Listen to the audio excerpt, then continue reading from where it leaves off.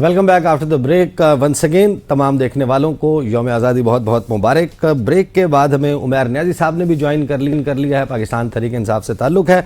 उमैर नियाज़ी साहब, बहुत सारे मौज़ूआत तो हम कवर कर चुके हैं। आप हमें ये बताइए कि ये जो सिविल अवार्ड्स जो है वो दिए जाते हैं, कन्फर्म किए जाते हैं हुकूमत की तरफ से, उसमें सर फहरिस्त कुछ नामों में उमर फारूक साहब का नाम है, जिन्होंने तोशा खाना केस के बड़े फेमस कैरेक्टर हैं। वो कहते हैं कि उन्होंने अनर्थ किया तो उनको हाईएस्ट सिविल अवार्ड जो है वो मिलना चाहिए। अनवर मजीद साहब हैं उमनी ग्रुप वाले, जिन पर बिला तफरीक आपकी जमात और मुस्लिम लीग नून बड़े इल्ज़ामात लगाती रही कि करप्शन सारी उनके ज़रिए, मनी लॉन्ड्रिंग उनके ज़रिए हो रही थी। फिर इरफान मेमन हैं डीसी इस्लामाबाद, जिनको तौहीन अदालत की कार्रवाई का सामना करना पड़ा इस्लामाबाद हाई कोर्ट से। तो इन नामों को देखकर आपका क्या रद्द अमल है?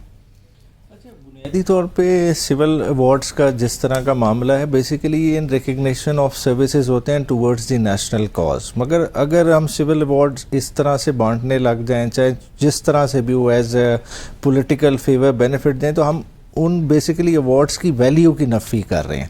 हालांकि आपके मुल्क में मुख्तलिफ शोबों में बहुत बड़े बड़े काम हो रहे हैं। जैसा आप देखें ओवरऑल अब्दुल सत्तार ईदी साहब ने जिस तरह से काम किया, उस तरह का जब तक आप लेवल नहीं रखेंगे, फिलॉन्थ्रोपिस्ट को, डिफरेंट तबके के लोगों को नहीं एक्नॉलेज करेंगे, तो ओवरऑल स्टैंडर्ड सोसाइटी का ही नहीं बढ़ेगा। और इस तरह का करते रहेंगे उस अवार्ड की, तो वैल्यू क्या रह जाएगी? मतलब पता चल रहा है कि एक पोलिटिकल फेवर है तो फेवर आप देते रहें।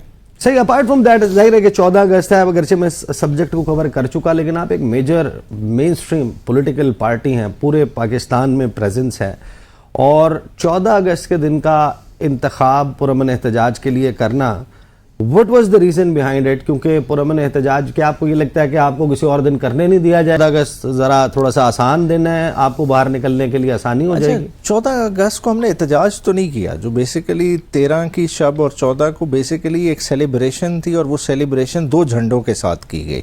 एक तो पाकिस्तान का झंडा है जो हमारे हम सब के लिए मुकद्दम है, और दूसरी एक पार्टी के साथ अटैचमेंट है, तो उस पार्टी के वर्कर वो लेके निकले। क्योंकि जाहिर बात है, आपने देखा जिस तरह की बंदिशें रही हैं कि KPK के अलावा तो PTI को कहीं जो है ना खड़े ही नहीं होने दिया गया। जहाँ 5 लोग इकट्ठे हों वहाँ या छापा हो जाता है, या जो है ना लोग उठाए जाते हैं, लोग गायब कर दिए जाते हैं। तो ये एक मौका था, अच्छा मौका था। और उस पॉलिटिकल एक्टिविटी में आपने देखा औरतों ने, बच्चों ने, बुजुर्गों ने, सब ने पार्टिसिपेट किया और एक इवेंट को सेलिब्रेट किया। एक नेशन की 77 इंडिपेंडेंस डे था, उसको सेलिब्रेट किया, जो बेसिकली पाकिस्तान की आइडियोलॉजी थी, उसके साथ दोबारा रिटेरेट किया कि हम पाकिस्तान के साथ खड़े। तो मेरे ख्याल से ये एक बहुत खुशाइन स्टेप था। सही। बलोच साहब, ये जो ओवरऑल आपने बात की हिजान की, नफरतों की, ये तमाम बात की, इस हिजान में एक वजह जो है वो ये जो आज इंटरनेट की बंदिश है, ये गुज़श्ता चंद दिनों से हम सब लोग जो एक्सपीरियंस कर रहे हैं, एक ऐप चलती है, दूसरी हम यानी कि 77 साल बाद, यानी कि जो 78वां यौम आज़ादी मना रहे हैं, उसमें हम गालिबन लगता ही है कि 10 या 12 साल 15 साल पीछे चले गए हैं। एक तरफ मैं आपको इमेज दिखाना चाहता हूँ न्यूयॉर्क टाइम स्क्वायर का। ये मरियम नवाज साहिबा का, प्रोड्यूसर साहब डिस्प्ले करें जरा तस्वीर डिस्प्ले पर लगाएं। मरियम नवाज साहिबा, New York time square, IT city की बात चल रही है कि जो IT सिटी है वो, और IT रेवोल्यूशन जो है वो पाकिस्तान में आ रहा है। अब जो इंफॉर्मेशन टेक्नोलॉजी है उसमें जो ट्रांसफर ऑफ इंफॉर्मेशन है वो इंटरनेट के थ्रू होता है। पाकिस्तान में इंटरनेट की सूरत हाल क्या है, पाकिस्तान के कौमी खजाने की सूरत हाल क्या है, सबको मालूम है। $1000 लगाकर ये तशहीर मरियम नवाज साहिबा की न्यूयॉर्क टाइम स्क्वायर में करने की कोई बेहतरीन सी वजह हमें बता दें। देखिए, बात ये है कि बिल्कुल जो इनिशिएटिव गवर्नमेंट ले, और जिस तरह के भी मतलब है ज़ाहिर काम है, और मैं समझता हूँ कि जिस तरह से पंजाब में मरियम नवाज साहिबा ने काम किया है, हेल्थ सेक्टर में काम कर रही है, एजुकेशन सेक्टर में काम कर रही है, IT में काम कर रही है, इवन अब पावर सेक्टर में भी उन्होंने अनाउंस किया है, जिस तरह से कि 18वीं तरमीम के बाद तो सूबे अपना बिजली का निज़ाम भी कर सकते हैं। तो उनकी बेशुमार मतलब कारनामे हैं, जिस तरह से वो दिन रात मेहनत करके कर रही है। तो उसके लिए यकीनी तौर पर IT का, जहां तक आपने IT का ये बताया, अभी थोड़ी देर पहले आपके प्रोग्राम में जो हमारे सिपा सलार है वो बात कर रहे थे डिजिटल दहशतगर्दी की, तो इन चीजों को जोड़ा नहीं जा सकता। इनको सर, जो लोग ये कर रहे हैं पाकिस्तान के कवानीन के तहत उनको पकड़ें, मुकदमा चलाएं, सजा दें। यानी आप पूरी कौम के लिए इंटरनेट को चोक जब कर रहे हैं, इससे पूरे मुल्क को नुकसान हो रहा है। और जब इंपोर्टेड सर एक सवाल सुन लीजिए कि जिस वक्त ड्रग आपके यहाँ जो एसेंशियल आइटम्स हैं, लाइफ सेविंग ड्रग्स हैं, उनके सॉल्ट्स इंपोर्ट करने के लिए एलसीज नहीं खुल रही डॉलर की शॉर्टेज की वजह से, उस वक्त आप हजारों डॉलर लगाकर इंफॉर्मेशन जो पंजाब की चीफ मिनिस्टर है उनको न्यूयॉर्क में एडवर्टाइज करके कौन सा टारगेट है जो अचीव कर रहे हैं?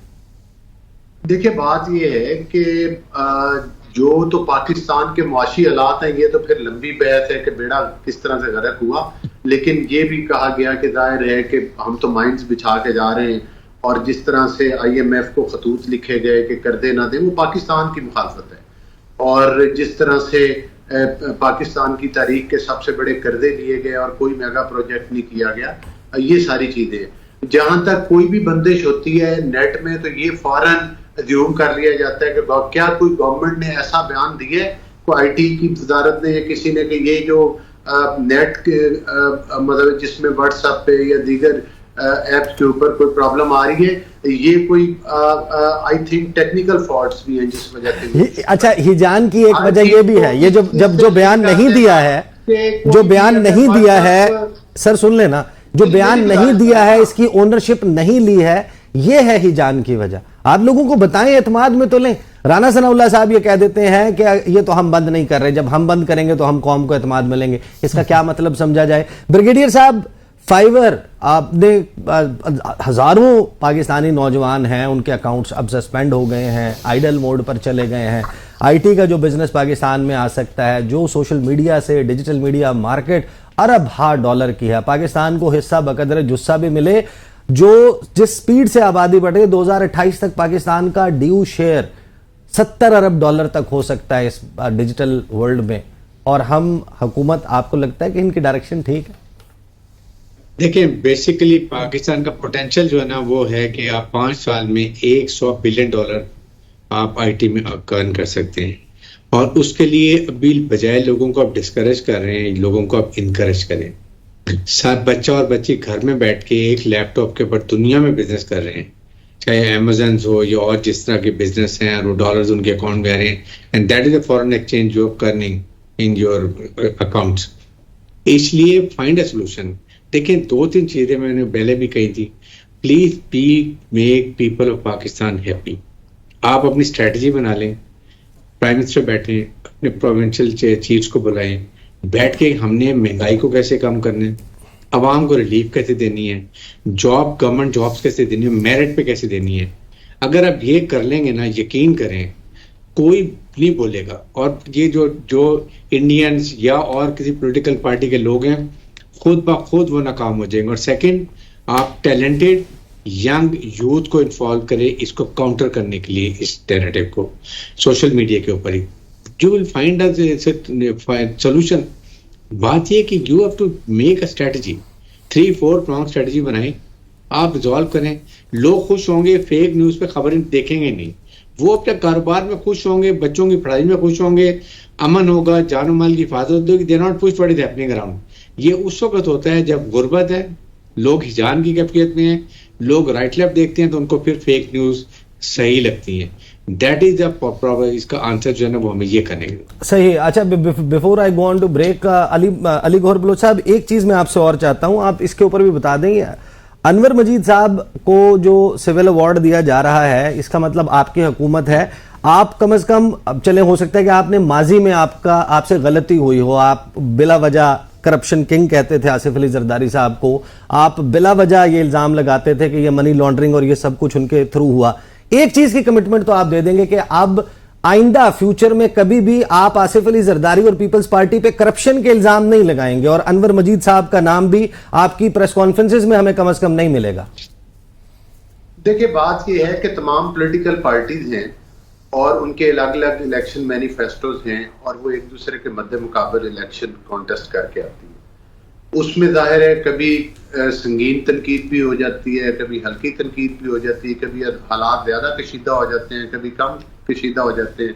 ये कहना कि आप आइंदा नहीं लगाएंगे, फलान ने ये किया, नहीं, कम से कम इनके नाम से नहीं लगाएंगे ना, जिनको अवार्ड दे रहे हैं। मादी की चीजों को कुरेदना नहीं चाहिए। जाहिर है कि हम लोग पीपल्स पार्टी के साथ ऑपोजिशन में भी इकट्ठे बैठे हैं, आज हुकूमत में भी इकट्ठे बैठे हुए हैं, तो जाहिर है पाकिस्तान को तमाम पॉलिटिकल पार्टीज ने आगे लेके चलना है, सही लेके चलना है। तो ठीक है, इस बात पर दूसरा मुझे मैं वापस दूसरा आता हूं, आपके ब्रेक पे जाने दें, ब्रेक से वापस आता हूं, मैं आपके पास वापस आता हूं, बात करते हैं आफ्टर द ब्रेक।